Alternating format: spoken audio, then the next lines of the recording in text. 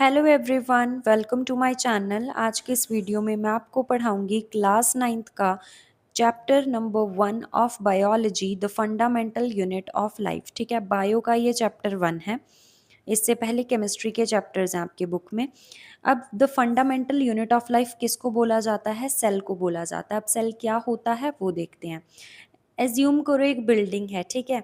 इस बिल्डिंग के अंदर सबसे छोटी चीज़ कौन सी यूज़ हुई है जिसके बिना इस बिल्डिंग को बनाना इम्पॉसिबल था?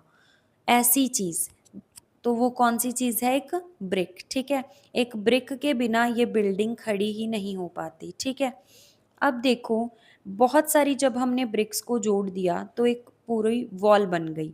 बहुत सारी वॉल्स को जब हमने ज्वाइन किया तो एक रूम बन गया। मल्टीपल जब हमने फ्लोर्स को ज्वाइन किया तो एक पूरी बिल्डिंग बन गई। तो बिल्डिंग को बनाने के लिए जो सबसे छोटी चीज़ यूज़ हुई है that is a brick. Same happens with our human body. हमारी ह्यूमन बॉडी के साथ भी ऐसा ही होता है। बहुत सारे सेल्स जो है ना वो मिलके हमारी बॉडी के स्ट्रक्चर्स को बनाते हैं। जैसे बहुत सारे सेल्स जो है वो ऐसे आपस में मिलके पूरी एक ऑर्गन बना ली। For example kidney. ठीक है, अब बहुत सारे ऐसे ही सेल्स ने मिलके लिवर बनाया, स्टमक बनाया। ठीक है, स्टमक वाले सेल्स को हम स्टमक सेल्स बोलते हैं। तो बेसिकली सेल्स जो हैं उनको आप ना नेकेड आइज से नहीं देख सकते। ठीक है, वो माइक्रोस्कोप के अंडर ही आपको दिखाई देते हैं। वो इतने छोटे हैं और जुड़ जुड़ के वो एक पूरा जो है एक स्ट्रक्चर बना लेते हैं, जैसे कि किडनी, लिवर, स्टमक। ठीक है, और इनका फंक्शन भी होता है। जो स्टमक के अंदर सेल्स होते हैं वो क्या फंक्शन परफॉर्म करते हैं? डाइजेशन का फंक्शन परफॉर्म करते हैं। ठीक है, किडनी के जो सेल्स हैं वो एक्सक्रीशन का फंक्शन परफॉर्म करते हैं। Got it? तो सेल क्या है? एक स्ट्रक्चरल, इससे एक पूरा स्ट्रक्चर बना। जैसे हमने देखा किडनी है, लिवर है या स्टमक है, तो ये एक स्ट्रक्चरल और फंक्शनल यूनिट है लाइफ की। ठीक है, तो समझ आ गया इसको स्ट्रक्चरल और फंक्शनल यूनिट क्यों बोला जाता है। जो हमारी पूरी स्किन है इसके अंदर भी सेल्स हैं। सेल्स जुड़ जुड़ के स्किन की लेयर्स जो है वो बनी हुई हैं। ठीक है, okay. All living organisms are made up of cells. जितने भी लिविंग ऑर्गेनिजम्स होते हैं वो सेल्स से मिलके बने हुए होते हैं। ठीक है, चाहे यूनिसेलुलर हों या फिर मल्टी सेलुलर। अब कुछ ऐसे ऑर्गेनिजम्स होते हैं जो कि यूनिसेलुलर होते हैं, जिनके अंदर सिर्फ एक सेल होता है या फिर जो सिर्फ एक सेल से बने हुए होते हैं। और कुछ होते हैं मल्टी सेलुलर जो बहुत सारे सेल्स से मिलके बने होते हैं, जैसे कि ह्यूमंस। हमारे अंदर billions and trillions of cells हैं। ठीक है, ये आगे इनके डिफरेंस हम डिस्कस करेंगे। It performs all necessary functions like respiration, digestion, excretion. अब सेल जो है वो सारे जो है नेसेसरी जितने भी इंपॉर्टेंट फंक्शंस है वो परफॉर्म करता है। ठीक है, जैसे respiration, digestion, excretion. It is the smallest unit that can carry out life processes independently. ये सबसे छोटी जो है यूनिट है। ठीक है, जो कि लाइफ प्रोसेसेस मतलब कि ये पूरे ऊपर फंक्शंस जो मैंशनड है, रेस्पिरेशन, डाइजेशन, एक्सक्रीशन, ये सारे जो है ये स्मॉलेस्ट यूनिट ही परफॉर्म करती है, मतलब इन फंक्शंस को। The cell is often called the building block of life. अब सेल को जो है बिल्डिंग ब्लॉक ऑफ लाइफ बोला जाता है। ठीक है, ये क्वेश्चन आ जाता है पेपर में कि सेल को बिल्डिंग ब्लॉक ऑफ लाइफ क्यों बोला जाता है। जो भी देखो इस स्लाइड पे लिखा हुआ है ना, दिस इज द आंसर। सबसे पहले तो ये स्ट्रक्चरल और फंक्शनल यूनिट है। ठीक है, ये किसी भी चीज़ का स्ट्रक्चर जो है सेल से बना होता है ह्यूमन बॉडी के अंदर, और फंक्शनल यूनिट है। और सारे ऑर्गेनिज्म सेल से मिलके बने हुए होते हैं। और ये जो नेसेसरी लाइफ प्रोसेसेस हैं, जितने भी नेसेसरी फंक्शंस हैं, ठीक है, बॉडी के अंदर परफॉर्म करने वाले, वो कौन परफॉर्म करता है? सेल परफॉर्म करता है, इसीलिए इसे बिल्डिंग ब्लॉक बोला जाता है। Discovery of the cell. अब सेल की डिस्कवरी कैसे हुई थी? ठीक है, the term cell was first coined by Robert Hooke in 1665। अब ये जो टर्म है सेल, ये किसने दी थी? रॉबर्ट हुक ने दी थी 1665 के अंदर। ठीक है, उसने ना सेल को ऑब्जर्व किया था माइक्रोस्कोप के अंडर। अब सेल किसका था? ये ना थिन स्लाइसेस थी कॉर्क की। कॉर्क की थिन स्लाइसेस के अंदर जो है सेल्स को ऑब्जर्व किया था माइक्रोस्कोप के अंडर। अब कॉर्क क्या होता है? जो ट्री का बार्क होता है ना, ठीक है, उसी का एक पार्ट होता है कॉर्क। ठीक है, तो उसकी जो थिन स्लाइसेस थी उसके अंडर जो है देखा गया सेल को। He saw box like structures, इस कॉर्क के अंदर उसने क्या देखा, ऐसे बॉक्स लाइक जो है ना स्ट्रक्चर्स देखे, और इन स्ट्रक्चर्स को इसने क्या नाम दे दिया, सेल्स, सेल, जिसका क्या मतलब होता है, स्मॉल रूम्स, छोटे छोटे कमरे।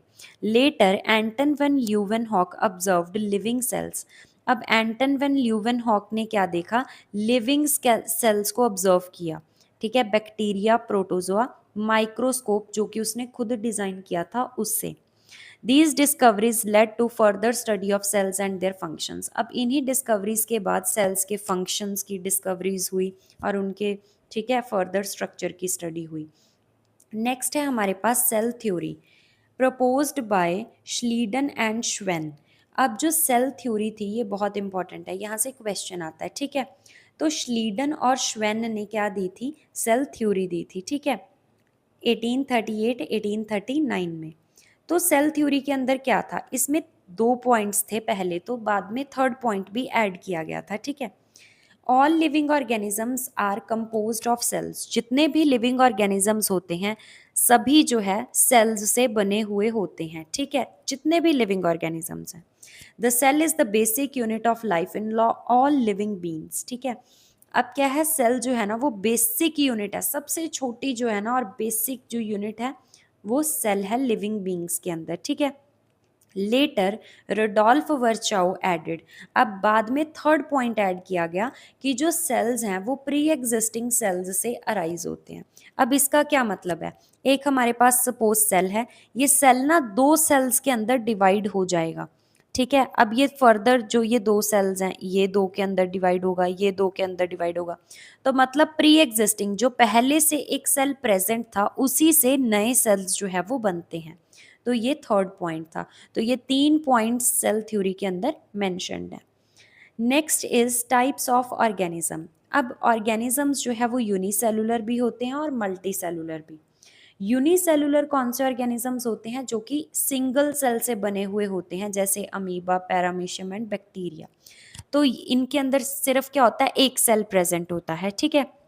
एग्जाम्पल्स ज़रूर याद रखना। ऑल लाइफ फंक्शंस, अब जितने भी फंक्शंस होते हैं, डाइजेशन, ठीक है, मूवमेंट, रिप्रोडक्शन या एक्सक्रीशन, कोई भी फंक्शन है वो एक ही सेल परफॉर्म करता है, ठीक है।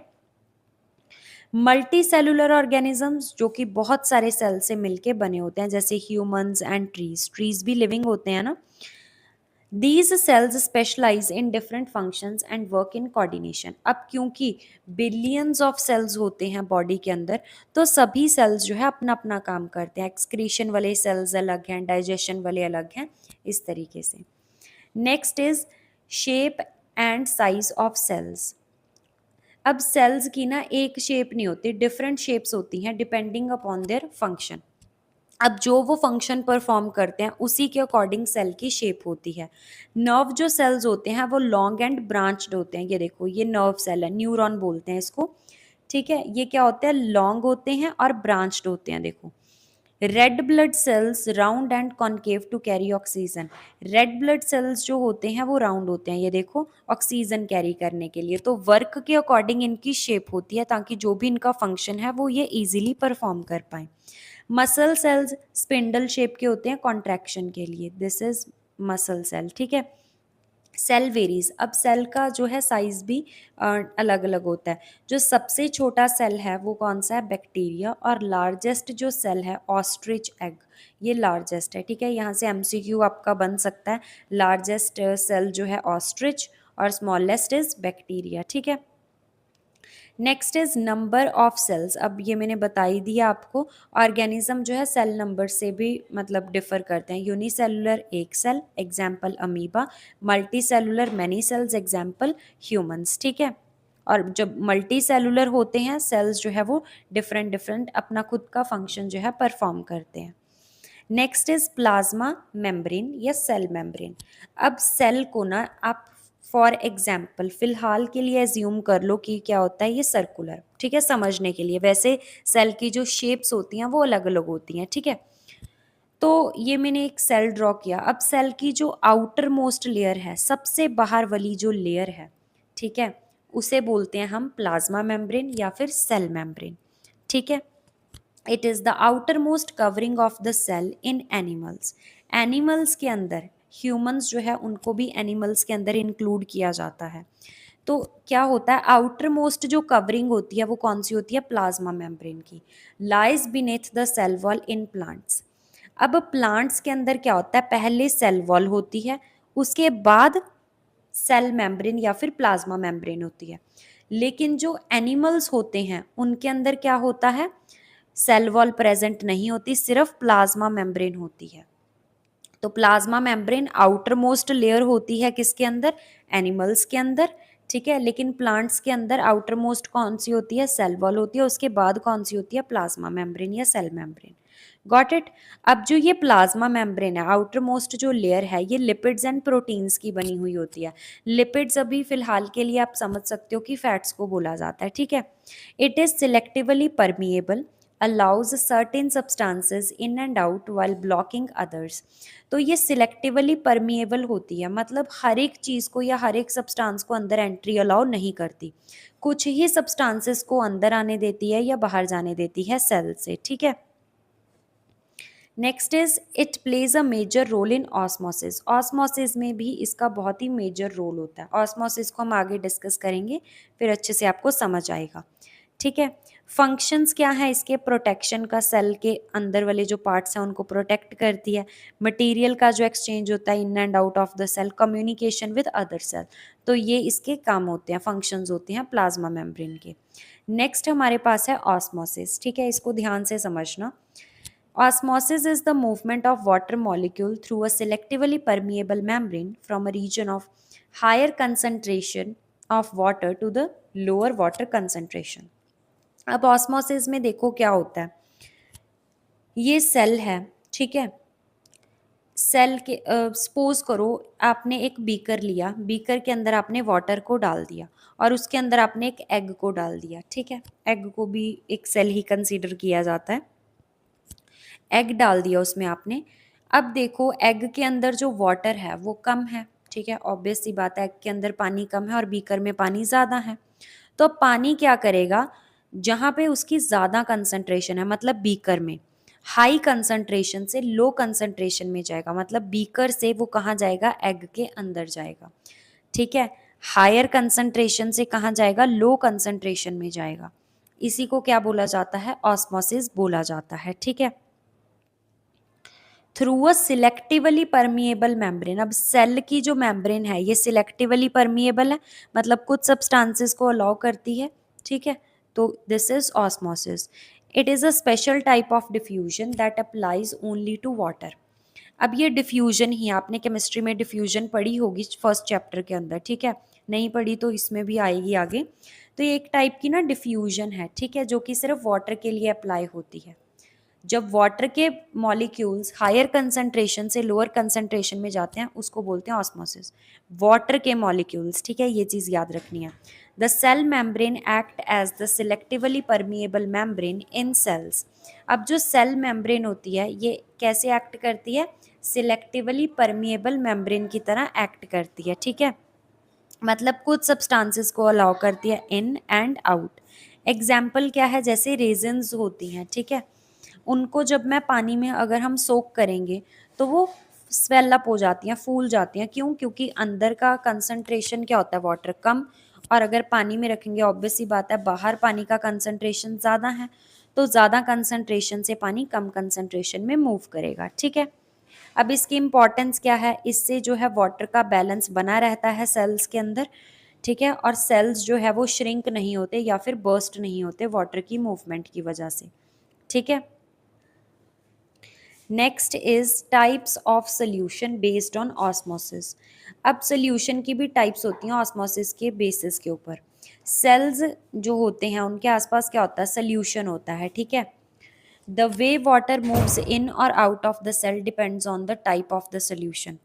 अब पानी अंदर जाएगा सेल के या फिर बाहर आएगा, वो जो सोल्यूशन प्रेजेंट होता है ना सेल के आसपास उसके ऊपर डिपेंड करता है, ठीक है। सबसे पहला जो हमारे पास सोल्यूशन है that is hypotonic solution. The solution has more water. अब हाइपोटोनिक सोल्यूशन के अंदर क्या होता है, ज़्यादा पानी होता है, ठीक है, and less solute than the cell. अब देखो, अगर मेरे पास वाटर है, वाटर में मैंने शुगर को डाल दिया, ठीक है। वाटर यहाँ पे क्या कहलाएगा? सॉल्वेंट, और शुगर को हम क्या बोलेंगे? Salute.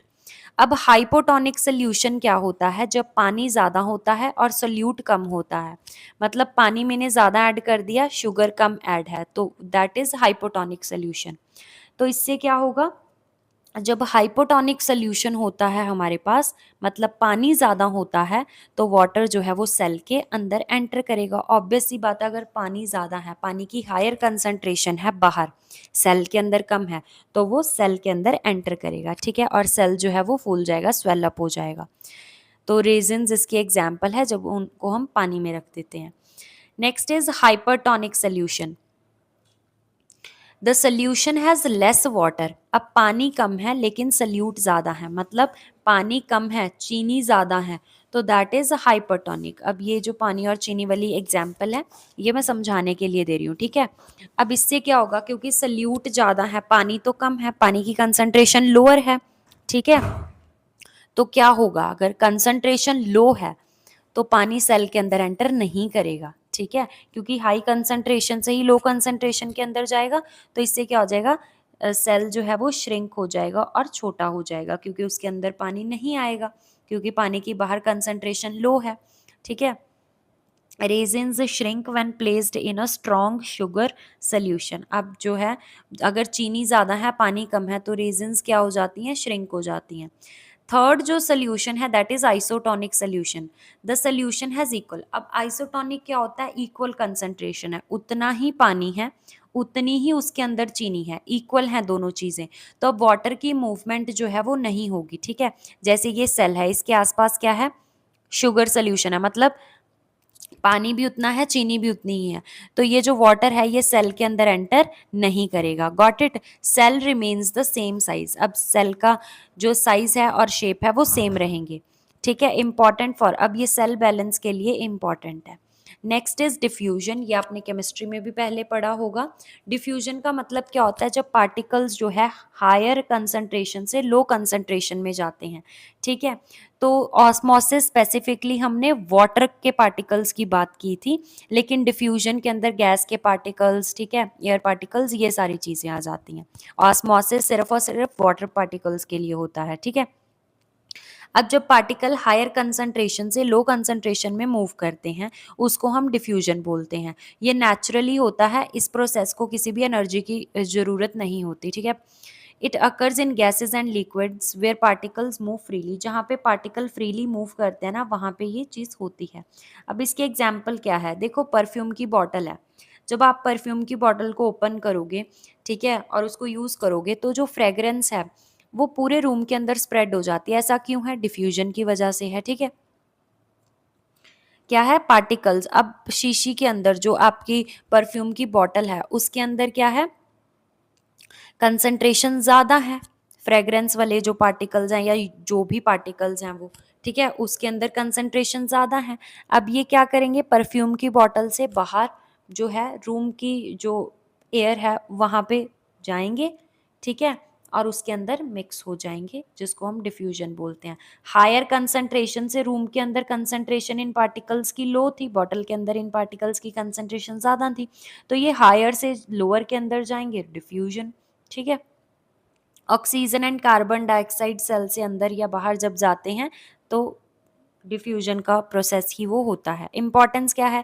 Helps in exchange of gases. अब गैसेस एक्सचेंज होती हैं सेल के अंदर, इन और आउट, ठीक है, एंड न्यूट्रिएंट्स जो है वो डिस्ट्रीब्यूट हो जाते हैं सेल्स के अंदर।